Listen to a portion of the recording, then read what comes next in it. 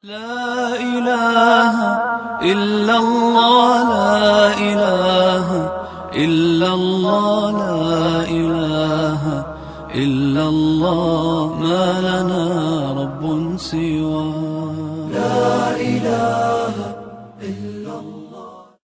بسم الله الرحمن الرحيم. الحمد لله رب العالمين وصلى الله على سيدنا محمد وآله الطيبين الطاهرين.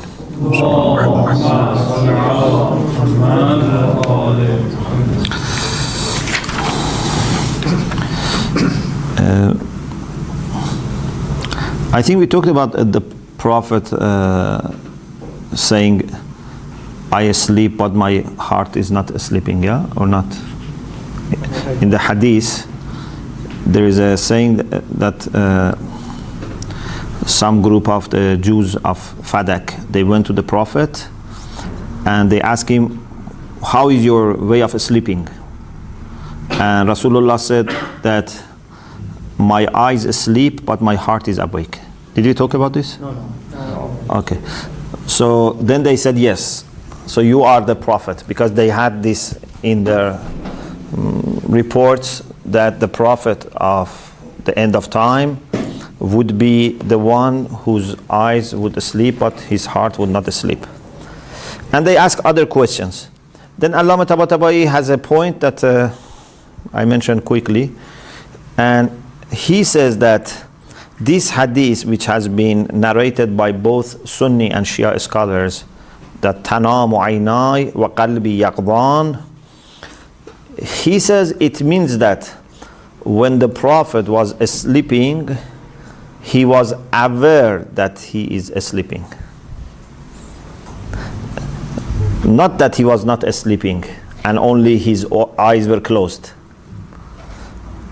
Because some people may think that it means that his eyes were closed, but no, he was sleeping. Okay? But he had this level of consciousness that even in his sleep he was aware that he is sleeping. Because sometimes you know, but many times you don't know that you are sleeping. When you have a dream, for example, you think you are awake. So he says, كَانَ لَا يَغْفُلُ بِالنَّوْمِ عَنْ نَفْسِهِ فَكَانَ وَهُوَ فِي النَّوْمِ يَعْلَمُ أَنَّهُ نَائِمٌ. So he was not totally unconscious. He was conscious and he was aware that he was sleeping. وَأَنَّمَا يَرَاهُ رُؤْيًا يَرَاهَا أَنَّمَا يَرَاهُ رُؤْيًا يَرَاهَا لَيْسَ بِالْيَغْذَةِ. And that was a dream, for example, not a kind of awakeness. And then Allama says this is also something that can happen to good people, to pious people, righteous people, salihin, when they are purifying themselves and they are busy with remembrance of Allah subhanahu wa ta'ala, then their soul achieves this condition of consciousness. So they also can have this point. Why should the Prophet have this kind of criteria? Why should he have it? What's the benefit of it for the Prophet, for example? Because this is a matter of how understanding you are, how conscious you are. If you think that you are, for example, awake, and then it was a dream, it means that you are deceived. You come to a false understanding. Yes, but saying that when I'm asleep, I'm aware of being asleep. Why a Prophet should have this? So it means that he is never thinking in a mistaken way. He is never losing his consciousness. So even in his dream, he doesn't make mistake. Like, for example, something close to this, but not exactly the same, is if someone in his dreams commits a sin. From a legal point of view, there's no problem. Yeah, it's not sin. But if your soul is really pure, even in your dreams, you don't commit sin. Because your soul is away from sin. Your soul hates sin, no matter whether you are awake or not. If your soul enjoys committing a sin, and then you just manage to keep your soul under control when you are awake, then when you are sleeping, your soul may commit the sin because you are not conscious.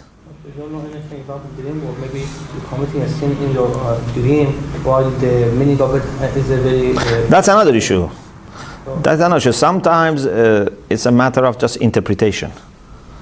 But sometimes, no, it's not a matter of interpretation.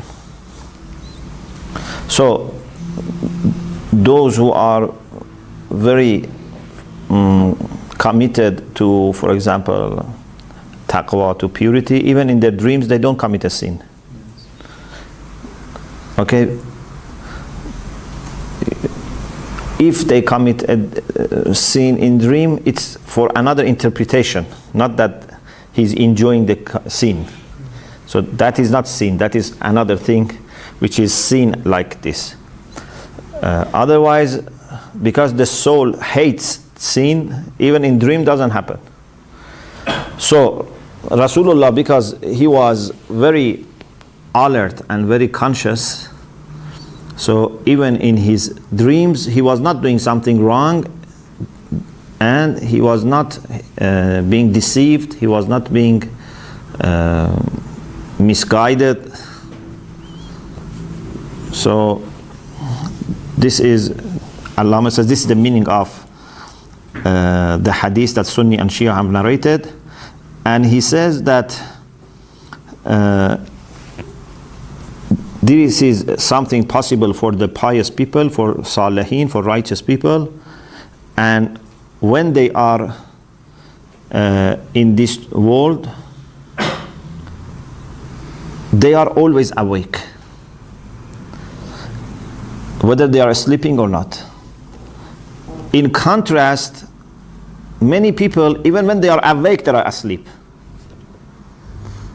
النَّاسُ نِيَامٌ حَتَّى إِذَا مَا تُنْتَبَهُ. So even if their eyes are not sleeping, the heart is sleeping. So Rasulullah was opposite. If the eyes were sleeping, the heart was not sleeping. But most of people, they are physically awake, but spiritually they are asleep. And then Allah says, we'll have more discussion about this in future or in other different parts of the book. Then we have the verse 100 and 100, verses 100 and 101. أعوذ بالله من الشيطان الرجيم أَوَكُلَّمَا آهَدُوا عَهْدًا نَبَذَهُ فَرِيقٌ مِّنْهُمْ بَلْ أَكْثَرُهُمْ لَا يُؤْمِنُونَ وَلَمَّا جَاءَهُمْ رَسُولٌ مِّنْ عِنْدِ اللَّهِ مُصَدِّقٌ لِمَا مَعَهُمْ نَبَذَ فَرِيقٌ مِّنَ الَّذِينَ أُوتُوا الْكِتَابَ كِتَابَ اللَّهِ وَرَاءَ ظُهُورِهِمْ كَأَنَّهُمْ لَا يَعْلَمُونَ. Unfortunately, there was a common problem in those faith communities that the previous verses refer to, and that is that they were not keeping the promise, they were not loyal to the treaties that they were making. And one was that they should support the prophet who comes in that time and in that area. And when that prophet came and he actually confirmed what they had, musaddiqun lima ma'ahum, he confirmed the message that they had, the book that they had. نَبَذَ فَرِيقٌ مِّنَ الَّذِينَ أُوتُوا الْكِتَابَ كِتَابَ اللَّهِ وَرَاءَ ظُهُورِهِمْ. Although they were Ahl Kitab, the people of the book, but they threw away. If you remember, we had a discussion in the shrine about the concept of Hamlul Kitab. What is the meaning of Hamlul Kitab? To carry the book. And I said to carry the book is in contrast to throwing the book away or ignoring the book. Sometimes someone throws a book, for example, behind, or just ignores. نَبَذَ فَرِيقٌ مِّنَ الَّذِينَ أُوتُوا الْكِتَابَ كِتَابَ اللَّهِ.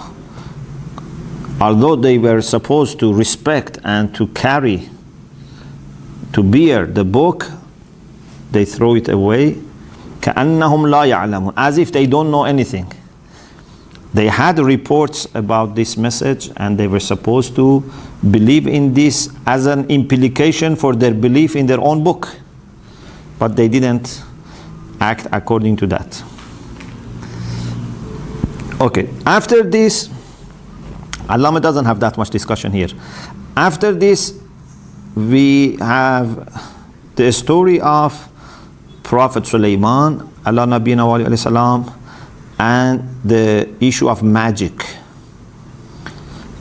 وَاتَّبَعُوا مَا تَتْلُو الشَّيَاطِينَ عَلَى مُلْكِ سُلَيْمَانَ وَمَا كَفَرَ سُلَيْمَانَ وَلَكِنَّ الشَّيَاطِينَ كَفَرُوا يُعَلِّمُونَ النَّاسَ السِّحْرَ وَمَا أُنزِلَ عَلَى الْمَلَكَيْنِ بِبَابِلَ هاروت وماروت وَمَا يُعَلِّمَانِ مِنْ أَحَدٍ حَتَّى يَقُولَا إِنَّمَا نَحْنُ فِتْنَةٌ فَلَا تَكْفُرْ فَيَتَعَلَّمُونَ مِنْهُمَا مَا يُفَرِّقُونَ بِهِ بَيْنَ الْمَرْءِ وَزَوْجِهِ وَمَا هُمْ بِضَارِّينَ بِهِ مِنْ أَحَدٍ إِلَّا بِإِذْنِ اللَّهِ وَيَتَعَلَّمُونَ مَا يَضُرُّهُمْ وَلَا يَنْفَعُهُمْ وَلَقَدْ عَلِمُوا لَمَنِ اشْتَرَاهُ مَا لَهُ فِي الْآخِرَةِ مِنْ خَلَاقٍ وَلَبِئْسَ مَا شَرَوْا بِهِ أَنفُسَهُمْ لَوْ كَانُوا يَعْلَمُونَ.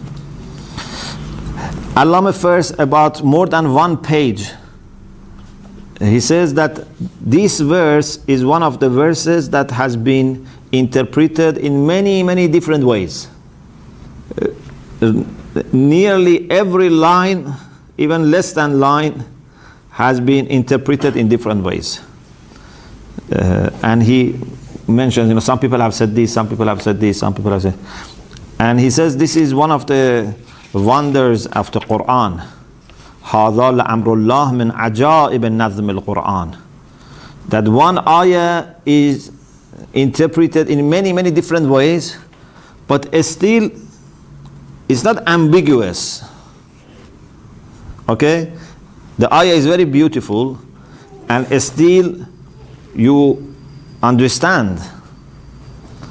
It's not a kind of puzzle, but it is possible to look at it and interpret it in different ways. A kind of perhaps summary, and one way of reading this verse is that Prophet Sulaiman alayhi salam, for sure he was not using magic, but in the time of the Prophet Sulaiman, Satans were doing some kind of mischief, and one was to promote magic. And then some people said that Prophet Sulaiman was using magic, and the reason he was able to control jinns and move with wind was because he was using magic.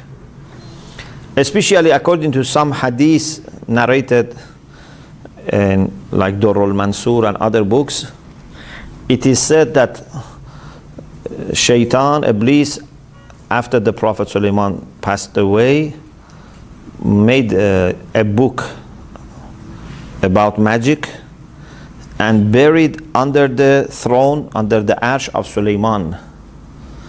And also maybe put something that this is what Sulaiman taught Asif ibn Barkhia, something like this, to say to people that this was a legacy of Prophet Sulaiman, and this was what he was using or what he was teaching. Okay? So then after that, what happened was some people started using magic, and some people who were against magic said Prophet Sulaiman was a bad person because he was using magic.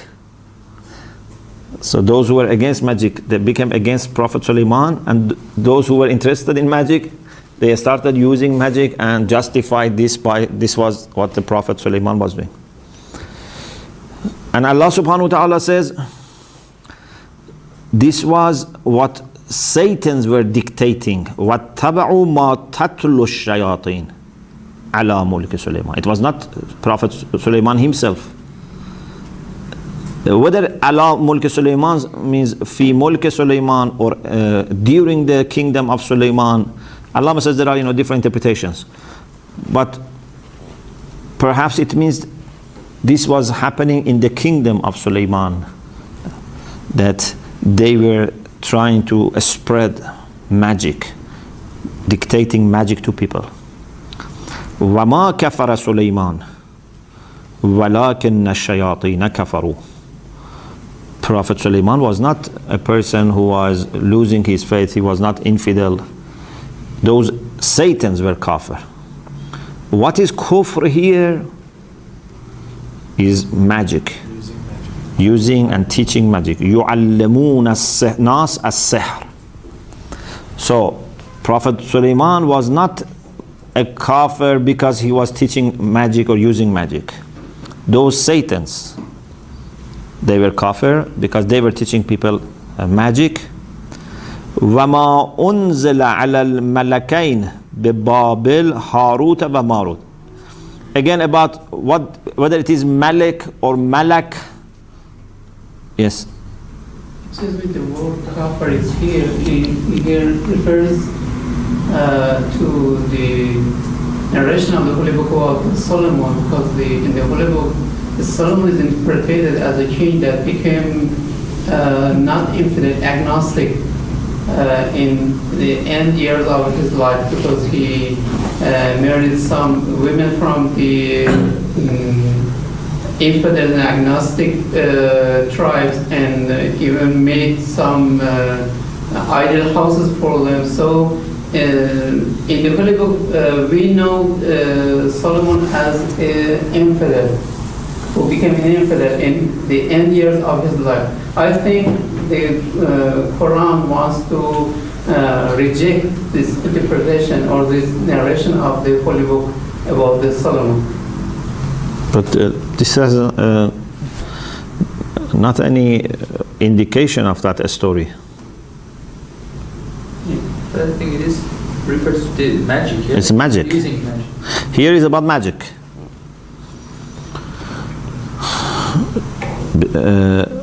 Then about those Malakain, as I said, some people have read Malikain, and some people have said Malak, but they meant righteous people instead of angels, but it's very likely to be angels. But there are then stories about these angels that Allah said there are many hadiths about these angels, but he says maybe these are Israeliyat, these hadiths about these two angels. For example, there is a hadith that, or maybe more than one hadith, that these angels were, saying why human beings, commit sins. Then, according to this hadith, Allah made in their heart shahwa, appetites. Then when they came to the earth, they saw a woman. And then in their heart, they felt love for this woman. And one of them to the other said, I feel something in my heart, Then the other said, yes, Then they asked her, So then finally, God told them, I give you a choice. Either I give your power back so that you can fly like the way you used to be, but in Akhirah, you would have no position, or in dunya you suffer and then you would have your position Akhirah. And then they said, okay, we prefer to suffer in dunya. Allah says these stories, these are not correct, because we know that the angels don't commit sins and they are pure servants of Allah subhanahu wa ta'ala, and this must be fabricated. So we have to be careful about these hadiths. He says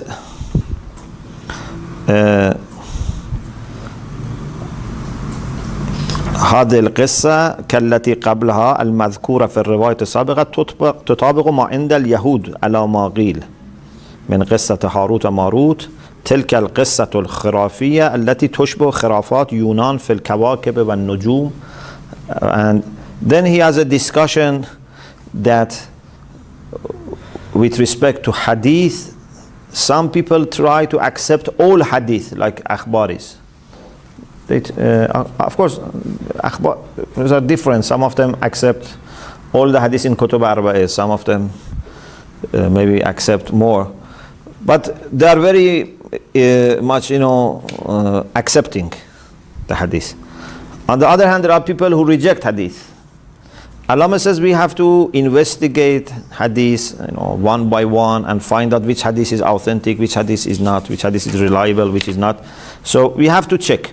Anyway, there are many stories about these two angels. Sometimes Allama, I think he says, Nayyafan wa ishrin hadithan, some 20 hadith, more than 20 hadith about this story of Harut and Marut, even in in the Shia books. Yes. But according to this verse, these two angels also use the magic, yes? But we can say there are two types of magic. We can say bad magic or good magic. These two angels use good magic, which for rejecting. No, we will discuss this. I'm just saying that there are different views about these angels and what happened to them. What we can understand from the verse is that these angels had the mission of teaching magic to people, but they were teaching people perhaps in order to defeat magic. But at the same time, it was a risk, because maybe people learn it and use it in a bad way. So they were always saying to people, "Innama nahnu fitna." It means that you are being tested by us. It means when we teach you magic, you have to be careful. Like for example, if someone learns, Islamic studies, this is also a test, because he may learn this and misuse it. Okay, so you have to be always warned about this. So, ما يعلمان من أحد حتى يقولا إنما نحن فتنة فلا تكفر. Again, what does فلا تكفر mean? Means don't use magic in a bad way, because using magic in a bad way is kufr, as we said before. لكن الشياطين كفروا يعلمون الناس السحر.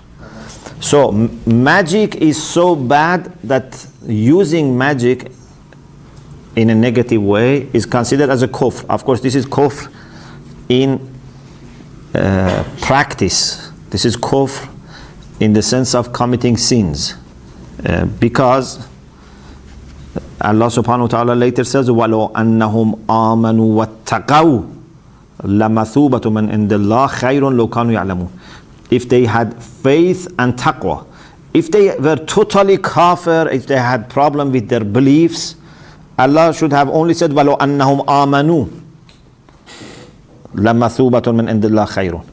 But when he says لَوْ أَنَّهُمْ آمَنُوا وَاتَّقَوْا, it means that they were believers but not pious. Like, for example, we say مَنْ تَرَكَ الصَّلَاةِ مُتَعَمِّدًا فَقَدْ كَفَرَ. Or if someone doesn't pay zakat, for example, kafara. This is kufr, not kufr in belief. This is kufr because he has failed to do something which is very important, or he has committed a major sin, which is very important. So, فَلَا تَكْفُرْ means don't use magic. As you said, the angels were teaching people the magic, but in order to use it in a good way. But what we have in the following part of the verse, يَتَعَلَّمُونَ مِنْهُمَا مَا يُفَرَّقُونَ بِهِ بَيْنَ الْمَرْءِ وَزَوْجِهِ. I don't think there is any kind of good purpose in teaching this kind of magic to people. So maybe it wasn't just for using a good way, just for it was for material, even that maybe it was a bad kind of magic. Can't we say, for example, they were teaching even the bad kind of magic just in order for test. For test, yes. Either they were teaching them both good and bad, because later Allah says, يَتَعَلَّمُونَ مَا يَضُرُّهُمْ وَلَا يَنْفَعُهُمْ. So means they had the option of either learning what is useful or learning what is harmful. They were trying to learn what is harmful.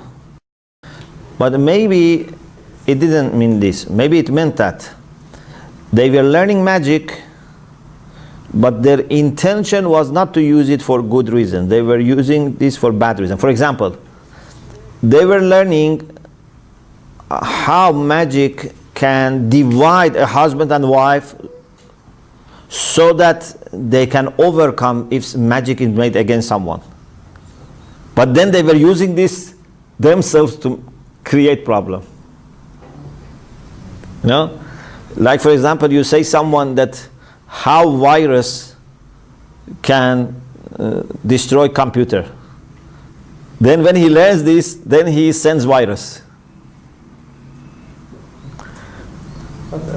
Do you get my point? So there are two types of interpretation. So one is that the angels were telling them, we teach you what you want. We teach you good things or bad things. But this is a test. I prefer another interpretation, to say that they were teaching them good things. But these people had bad intention or bad practice. They were learning things that could be used for good reasons, but they wanted to use it for bad reasons. Excuse me. I think there isn't any good magic and bad magic. Magic, like, for instance, studying chemistry. Some people use it as for atomic bomb. Some people to make medicine for the people. I think this is the point. There is a good magic here and bad magic here, and teach bad magic. There is good usage of magic and bad usage, in the sense that or good usage of the learning and knowledge about magic. Sometimes you learn it for the protection of people or for solving the problem. Even in our fiqh, in Maqasid Muharramah, we say that learning and teaching of sihr just in order to protect the community, Muslim community, is it permitted. But if you learn it to use it for bad reasons, that is not permitted. So these people were telling them, لا تكفر إنما نحن فتنة فلا تكفر فيتعلمون منهما ما يفرقون به بينهم. But they were learning something for dividing families, breaking down families. And this also shows how important it is to have good relation between husband and wife. You know, because when Allah wants to mention an example of how destructive this magic was, He says they were dividing between husband and wife. It's a great scene to divide two people, especially husband and wife, because this is the foundation of society. If family breaks down, then the whole society is breaking down. Yes. Do we have the same rules for Satan and angels as we had before nowadays, and the difference is in the visibility, or they are restricted somehow? Because what were they doing, in people's life? Satan's angels, they were talking, teaching. But now I want to know, nowadays, do we have them right now, for example, making trouble for people, or, for example, helping them, or they just deceive, and sometimes, for example, they encounter, but mostly they are away from lives. Maybe once I said this, that I think in the time of Prophet Sulaiman, somehow the relation between the unseen world and the seen world was very close. We discussed this, Yes. So therefore, to be affected by jinns was very easy. At the same time, to see lots of prophets was easy. So Allah was sending lots of revelations, lots of prophets. Also, Iblis and his allies were doing lots of mischief. Everything was very easy and very common. It seems that there is no such a thing at the moment in that scale. Perhaps one reason is that after Islam, sometimes those jinns were pushed away, as we can understand from Surah Jinn. They are pushed away from humanity, but still they can get sometimes some access when some people manipulate jinns and use them, use magic. In some communities, unfortunately, non-Muslims, sometimes Muslims, you see magic a lot. Still, some people use magic, but in general, they are not, that capable of changing our life to control, the earth and everything. They are pushed away. We have the same story in jinns or realm of existence. For example, human beings are capable of taking advantage of jinn for using them, for example, for any intention. And do we have there also, for example, a bad jinn who, for example, takes benefit of human beings? Yes. Not, they don't have that kind of intellectual capacity to control human beings. But it's possible that if a human being goes after them, and troubles them, or shows, some kind of weakness, they can use it and create problems for him.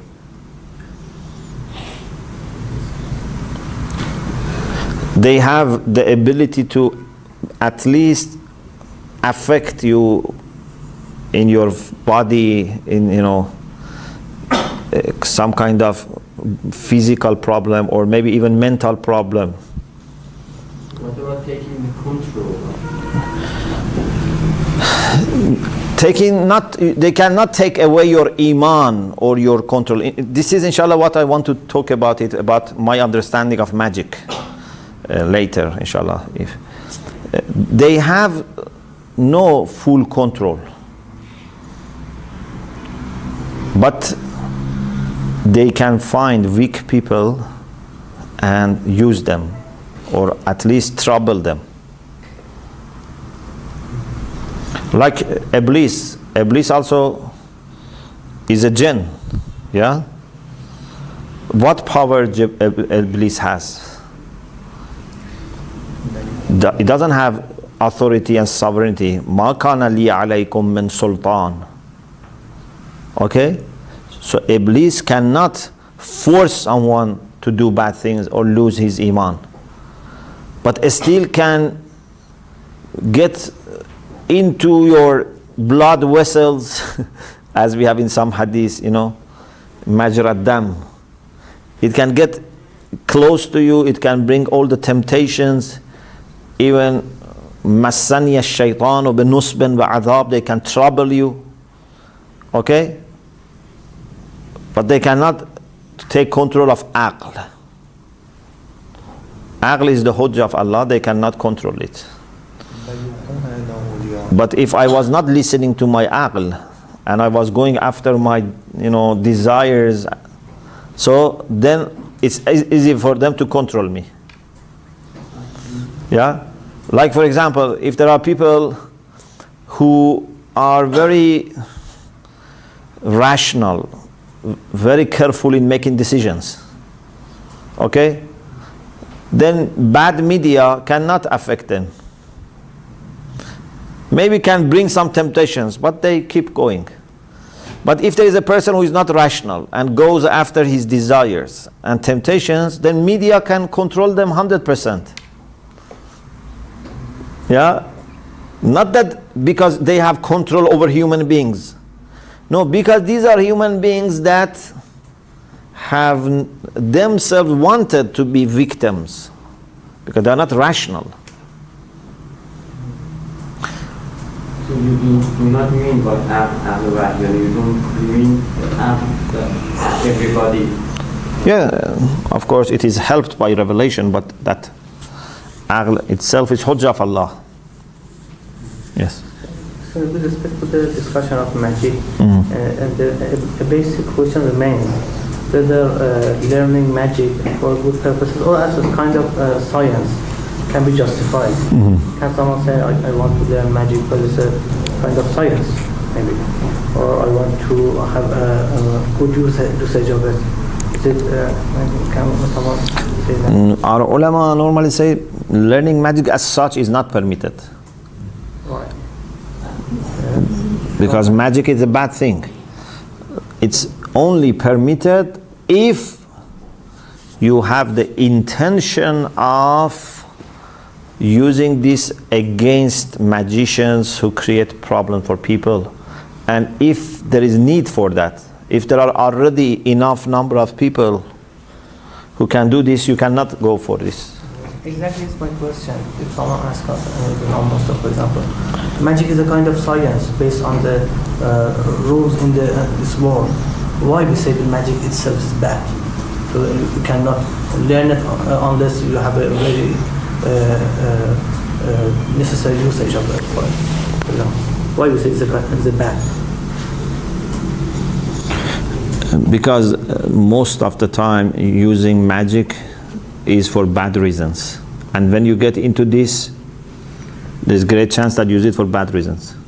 Like for example, if someone says, I want to learn how to make wine and I want to become expert, so, okay, why? Or he says, I want to learn for example,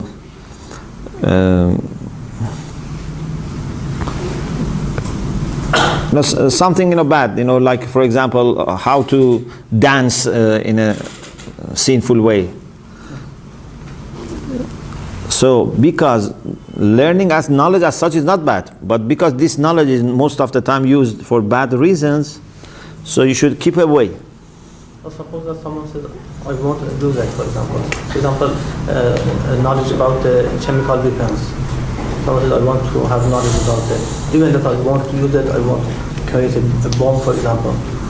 Should we say that? But sometimes then you have to test, you have to try, you have to, see it. Again, this is an ijtihadi issue. This is a job of the mujtahid. But normally our ulama say, as such, it is not permitted. It's permitted when there is a need for that. Even from here, for example, يُعَلَّمُونَ النَّاسَ السِّحْرَ. It seems that this ta'aleem by itself is a problem. Like in الشَّيَاطِينَ كَفَرُوا يُعَلَّمُونَ النَّاسَ. Why? Because most of the time it is used for bad reasons.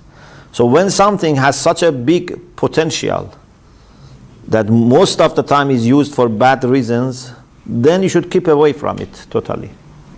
But I think it's really useful for some aspects of our life. For example,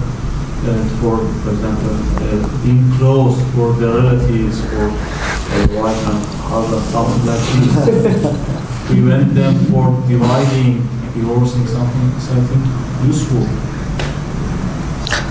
To destroy magic. No, they want to divide. Use this magic to continue their life with each other. We don't have any kind of recommendation, any kind of suggestion in our teachings that you use magic to bring people together. We have umumat in this way. We don't have such a thing. Because, inshallah I will explain. Because this is somehow manipulating people. You don't have right to bring two people together by magic. This man and that woman, they don't like each other. By magic you want to make them love each other. Who has given you this authority that you make this kind of match without their own understanding? This is bad. It's a kind of manipulation. Maybe for I speak with him to love that person or continue your life. Speaking And is maybe the- I put some tablet to him to, for example, change their mind to continue their life. Or maybe I use some other instrument to Anything which is solving their problem. No. Maybe they have lots of problems. They want to continue their life, but there is somehow, for example, some obstacles. I could. no. We should solve our problems in a rational way, Why? You said just rational way. because this is the Use emotional ways. It's, no. Even emotions should be rationally evaluated. I cannot, play with people's emotions. This is even not good. Maybe it's not haram, but it's not good. For example, sometimes, I think, for example, when people want to encourage people to pay sadaqah, or when there's a project, for example, they want to get money from people. So sometimes they play with the emotions of people. And I don't think this is good. Maybe you get the money, but then those people would not get reward. Yeah? For example, I say people in the next mosque have paid $1 million, dollar. Why you are not paying, and then, start, working on their emotions. They may give money, but this is not good. For jihad, we also use from emotional ways. No, even for jihad, you must not do it. Look at Imam Hussein alayhi salam. He never played with the emotion of people so that they come to him. Indeed, say everybody wants to go. It's very emotional. no, indeed, this is opposite to emotion. He wanted them to be there only with very clear understanding. He didn't want to misguide them, to deceive, to hide anything from them. He said, there is no chance of victory. You can go away. You can even, to encourage them, said, take my family, even to encourage them. What about the situation, for example, someone lost his, for example, son, and he wants to find him, and for example, he takes benefit of a jinn and manipulate the jinn, and to find his son, to tell him about his son. Is it right, or it's not also recommended? If it is a matter of manipulating, I don't think it's right. But if it's a matter of getting help, that can be possible.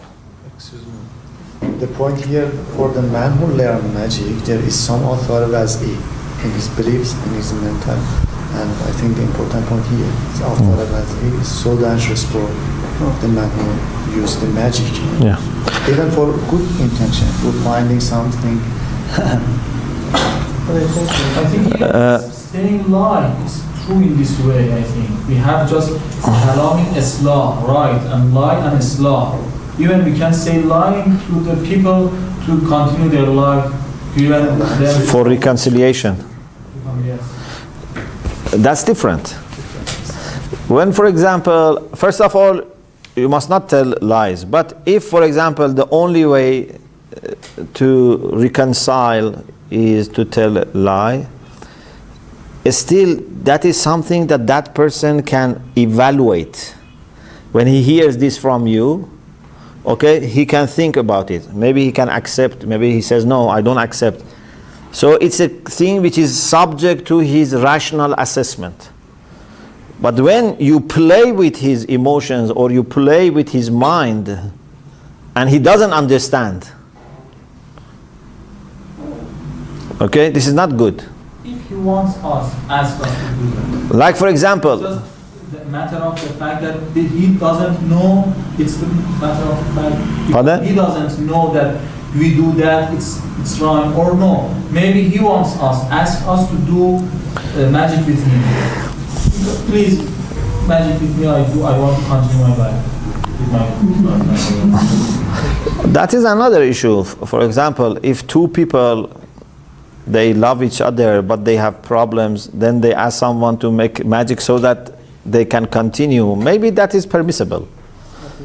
But, pardon? Maybe No, if both want this. This is a kind of like treatment. It's not a kind of exercising your power to manipulate people. I want just to mention some useful way for using the magic. Isn't it just useless, or we can use it in a wrong way? No, as I said, Islamically, we are not encouraged to use irrational methods for running our society, for solving our problems. So, for example, we cannot say, to political parties, in addition to everything you do, you should have a group of magicians. Or, to, football teams, you should have a group of magicians. This is not Islamic. We should act rationally. This is very much disliked in Islam, that you go to magic, because then this is not a fair play. You have narration in this matter about Yes, so this is why I'm saying that our ulama normally give this fatwa that you cannot learn or teach magic except as a kind of emergency. There is no one there to defeat magic. And I think even